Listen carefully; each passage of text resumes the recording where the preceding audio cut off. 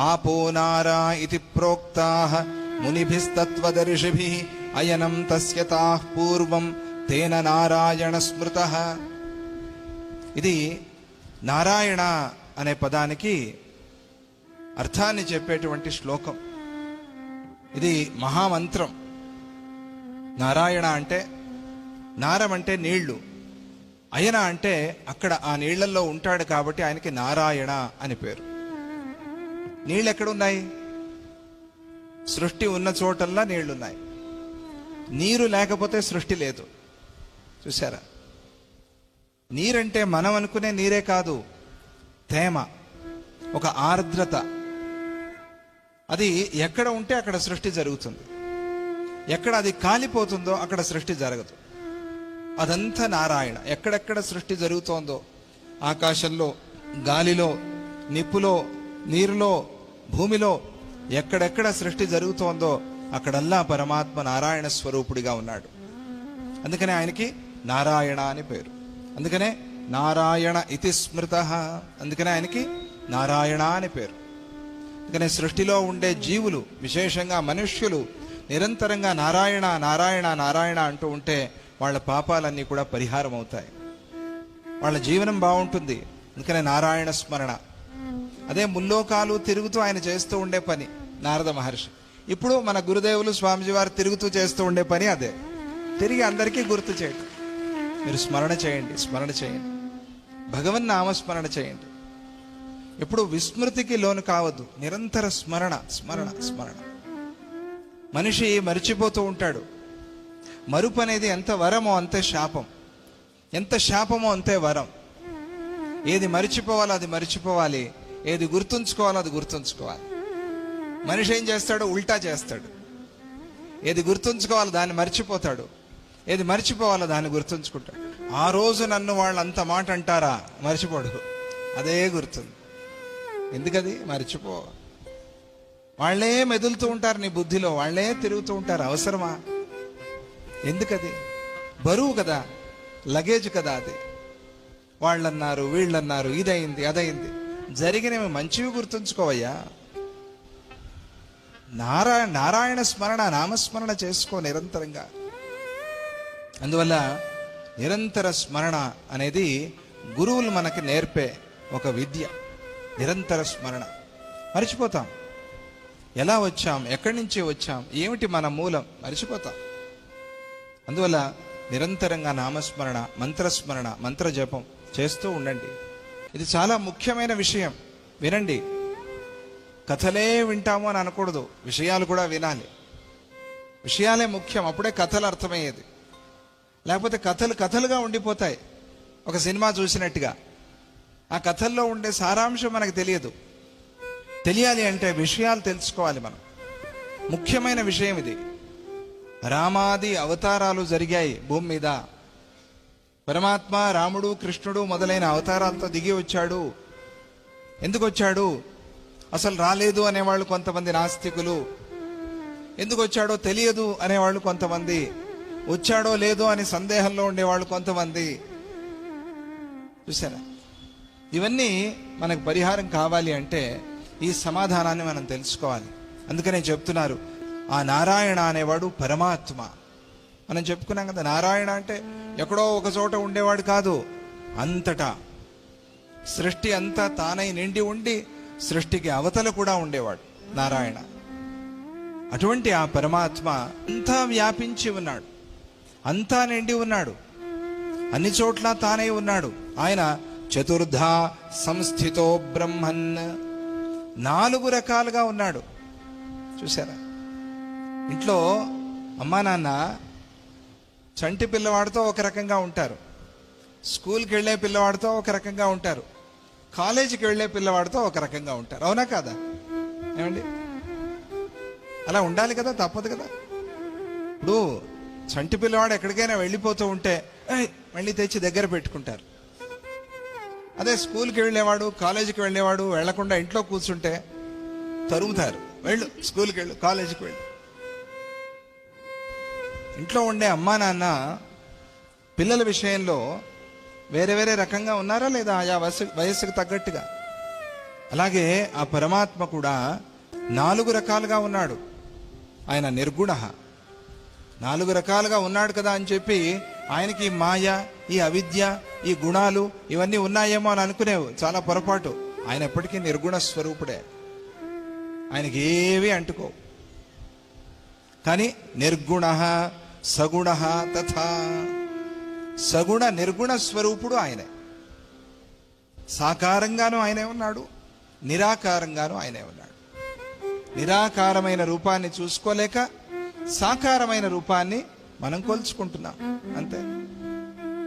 అటువంటి ఆ పరమాత్మ ఆ 4 మూర్తుల్లో చతుర్థ, 4 అని చెప్పారు కదా, ఈ 4 ఏకామూర్తి, మొదటి మూర్తి.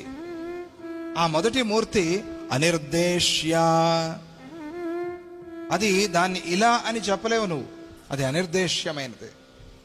మాటల్లో చెప్పేది కాదు, మనస్సుతో అందుకునేది కాదు. అది యతో వాచో నివర్తంతే అప్రాప్య మనసా సహ. అంతే, ధ్యానంలో కూర్చుని అనుభవించాలి. అంతే. మీకు కలిగిన అనుభవాన్ని నాకు చూపించండి కుదరదు. కుదురుతుందా? నువ్వే అనుభవించాలి. నాకు కలిగిన అనుభవాన్ని నేనేవో మాటల్లో నీకు చెప్పవచ్చు. మీకు ఎలా కలిగింది ఆ అనుభవం అంటే అది కూడా చెప్పవచ్చు. ఏదో సాధన చేశాను. అప్పుడు మీరు కూడా అటువంటి సాధన చేస్తే మీకు కూడా అటువంటి అనుభవం కలగవచ్చు, అంతే కదా.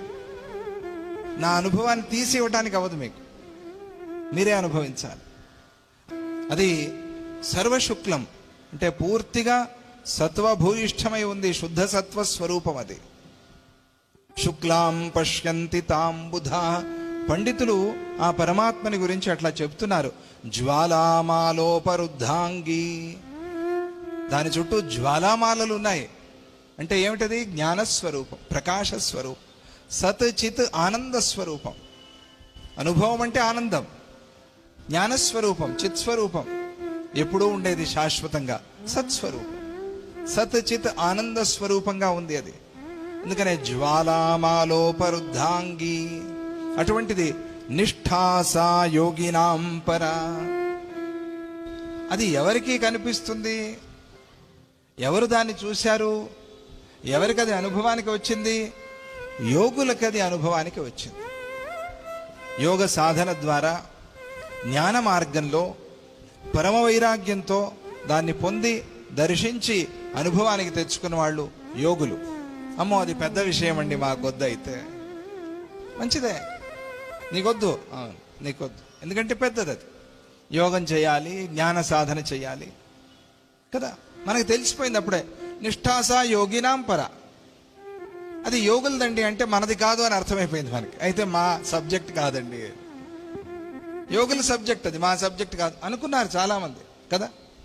అమ్మో ఆ యోగం ఆ జ్ఞానం మా వల్ల ఎక్కడ అవుతుందండి, మాకు కాదు అది, అది ఎవరో యోగులకి. కాబట్టి ఉండని, అది యోగులదే, మంచిదే, పై విషయం అది, పెద్దవాళ్ళది, సరే వదిలేస్తే. మనకేమిటి? ఆయన్ని మనము చూడాలిగా. ఏమండి స్వామిజీ వారి దర్శనం మాకు కూడా కావాలండి. వస్తారండి, కూర్చుంటారు కిటికీలో, అప్పుడు మీరు కూడా చూసుకోవచ్చు అంటావా లేదా? వస్తారు, మీ ఊరికి కూడా వస్తారు, అప్పుడు మీరు చూసుకోవచ్చు. లేదండి మేము మా ఊరికి వచ్చినా పోలేమండి, అయితే మీకు ఫోన్లోనే లైవ్లో కనిపిస్తారండి, టీవీలో కనిపిస్తారండి, చూసుకోండి. మనకి వీలైనట్టుగా మనం చూసుకోవాలి అనుకుంటాం, ఆ తప్పు లేదు. ఈ పరమాత్మ తత్వం ఎటువంటిది అంటే చాలా దూరంగా ఉంది. భగవంతుడు అనగానే పైకి చూస్తా, దేవుడా ఎక్కడున్నాడు? దేవుడు పైన ఉన్నాడా? పైన ఉన్నాడు, ఆకాశంలో ఉన్నాడు. దేవుడా దేవుడా ఇక్కడ లేడా? దేవస్థానానికి వెళ్తాం, దండం పెట్టుకుంటాం, హారతి ఇస్తారు, నమస్కారం చేస్తాం, గుండె మీద చేసుకుంటాం, కళ్ళు మూసుకుంటాం, కూర్చుని కళ్ళు మూసుకుని గుండె మీద చేయి పెట్టి స్వామి నీకు నమస్కారం అంట. ఎలా వచ్చింది అది? ఎవరైనా నమస్కారం చేసినప్పుడు ఎలా వచ్చింది అది? దూరస్థ, ఎంత దూరంగా ఉన్నాడో పరమాత్మ ప్రతి జీవుడికి అంతే దగ్గరగా నీ హృదయంలోనే ఉన్నాడు, నీ హృదయంలోనే ఉన్నాడు, ఎక్కడా లేడు. దూరస్థా చాంతికస్థాచ, దూరంగా ఉన్నట్టుగా ఉన్నాడు. ఎందుకంటే నువ్వు చూడటం లేదు కాబట్టి. చూడని వాడికి దూరంగా ఉన్నట్టే. చూడలేకపోతున్నావుగా. దాన్ని గుణాలకు అతీతమైన తత్వంగా తెలుసుకో. గుణాలతో కలిసి ఉండేది కాదది, ఆ పరమాత్మ తత్వం. దానికి పేరు వాసుదేవ. ఓం నమో భగవతే వాసుదేవాయ. ఇది అన్ని మంత్రాల్లోకి చాలా గొప్ప మంత్రము అని భాగవతంలో చెప్పారు. నారదుడికి మహర్షులు వచ్చి ఉపదేశం చేసిన మంత్రం ఓం నమో భగవతే వాసుదేవాయ. వాసుదేవ సర్వమితి సమహాత్మా సుదుర్లభ బహూనాం జన్మనామంతే జ్ఞానవాన్ మాం ప్రపద్యతే. వాసుదేవ సర్వమితి సమహాత్మా సుదుర్లభ చెప్పుకున్నాక భగవద్గీత. ఆ వాసుదేవుడు, ఆయన పేరు వాసుదేవుడు. వసుదేవుడి పుత్రుడుగా పుట్టి వాసుదేవుడు అని కాదు, ఆయన ముందు నుంచి ఆయన పేరు వాసుదేవుడే. వసుదేవుడి పుత్రుడిగా పుట్టాడు కాబట్టి వాసుదేవ అని మనం పిలుస్తున్నాం. ఆయన అసలు పేరు వాసుదేవుడే, ఎప్పుడు వాసుదేవుడే. అందుకనే వాసుదేవాభిధానోసౌ నిర్మమత్వేన గమ్యతే దృశ్యతే. ఆ తత్వము, ఆ వాసుదేవుడు ఎట్లా మన చేత చూడబడతాడు, మనం ఎట్లా చూసుకోగలం, ఆయన్ని మనం ఎట్లా తెలుసుకోగలం. నిర్మమత్వేన, అహంకార మమకారాల్ని విడిచిపెట్టిన వాళ్ళు మాత్రమే ఆయన్ని చూడగలరు, ఆ తత్వాన్ని చూడగలరు. అమ్మో, అహంకార మమకారాలు చాలా కష్టం. ఈ మాట వింటున్నప్పుడే పక్క నుంచి ఎవరైనా కొంచెం ఇట్లా అన్నారు, అంతలో వచ్చేస్తుంది అహంకారం మనకి. ఇటువంటి స్థితిలో ఉండే మనము అహంకార మమకారాల్ని గెలిచి ఉండాలి అంటే ఎలా సాధ్యం? అందువల్ల అది పెద్ద విషయం. అహంకార మమకారాల్ని గెలవాల్సిందే, గెలిచే ప్రయత్నం చేయాల్సిందే. అదే ముఖ్యమైన ఆధ్యాత్మిక సాధన. ఇవన్నీ తెలిసినప్పటికీ కూడా సామాన్యులు గెలవలేకపోతున్నారు, గెలిచే ప్రయత్నం కూడా చేసుకోలేకపోతున్నారు కదా. కానీ ఎవరైతే అహంకార మమకారాన్ని గెలిచే ప్రయత్నము సాధన చేస్తూ ఉన్నారో అటువంటి వాళ్ళు ఆ తత్వాన్ని చూడగలుగుతున్నారు. ఆ వాసుదేవ తత్వాన్ని, పరమాత్మ తత్వాన్ని దర్శించగలుగుతూ ఉన్నారు. అందుకే మనం దానం చేసేది, త్యాగం చేసేది. చేసినప్పుడు చెప్పకుండా అయిపోయింది. అక్కడ అహంకార మమకారాలు వెళ్ళిపోయాయి. నా పేరు వద్దండి, జరిగితే చాలు ఆ సేవ. నా పేరు చెప్పొద్దు అనేవాళ్ళు ఉన్నారు చాలామంది. ఎందుకంటే ఆ రకంగా మనం అహంకార మమకారాల్ని దాన రూపంగా త్యాగం చేసేసాం, విడిచేసాం. అది భగవంతుడు ఇష్టపడతాడు. అది మన ధర్మం నేర్పేది. మన ధర్మంలో దానము, త్యాగము, దాన ధర్మాలు అంటారు. దానమే ధర్మం. దాన ధర్మాలంటే అభిప్రాయం ఏమిటి? దానమే ధర్మం. ఈ దానం చేస్తూ చేస్తూ ఉండటం వల్ల క్రమంగా త్యాగబుద్ధి పెరుగుతుంది. చెయ్యాలి. మనం భూతదయ పెంచుకోవాలి. ప్రాణులకి ఒకంత ఆహారం పెట్టాలి. లేని వాళ్ళకి మన దగ్గర ఉన్నది పంచుకోవాలి. కష్టంలో ఉండే వాళ్ళకి ఏదో సహాయం చేయాలి. నీ దగ్గర ఏదుందో అది. లేనివాడు అంటే డబ్బు మాత్రమే అని కాదు, ఎవరి దగ్గర ఏమి లేదో అది. నీ దగ్గర మనశ్శాంతి ఉంది, వాళ్ళ దగ్గర లేదు. మహానుభావులు మహాత్ముల దగ్గర ఉండేది ఏమిటి? డబ్బా కాదే. వాళ్ళ దగ్గర మనశ్శాంతి ఉంది. సామాన్యుల దగ్గర మనశ్శాంతి లేదు. అది అన్నిటికన్నా గొప్ప ధనం. అందుకనే మహాత్ములు, గురువులు ఏం చేస్తారు? ఆ మనశ్శాంతిని అందరితో పంచుకుంటారు. మీరందరూ హాయిగా ఉండండి, సంతోషంగా ఉండండి. అది ఎక్కడ దొరకదు, మార్కెట్లో పోయి కొనేది కాదు అది. అందుకని అది పంచుకుంటారు. అలా ఎవరి దగ్గర ఏది లేదో అది చూసి నీ దగ్గర అది ఉంటే దాన్ని పంచుకో, అంతే. డబ్బనే కాదు, నీ దగ్గర విద్య ఉంది, పంచు, విద్య పంచు. ఎవరి దగ్గర ఏది లేదో నీ దగ్గర అది ఉంటే దాన్ని పంచటమే, అంతే. అలా ఉన్నప్పుడు ఈ అహంకార మమకారాలు అనేవి దూరం అవుతాయి. నిర్మమత్వం అనేది క్రమంగా మనకి అభ్యాసం అవుతుంది. కానీ అది పెద్ద విషయం. మొదటి రూపం ఇది. 4 రూపాల్లో మొదటి రూపాన్ని గురించి చెప్తున్నారు. ఇది మొదటిది పెద్దదే కదా అండి. అటువంటి ఆ వాసుదేవమూర్తిలో రూపము, వర్ణము మొదలైన భావాలన్నీ కూడా కేవలం కల్పనామయాలు. కల్పించుకున్నాం. రూపాలు, నామాలు, వర్ణాలు ఇవన్నీ కల్పించుకున్నాం. ఆ పరమాత్మలో కల్పించుకున్నాం.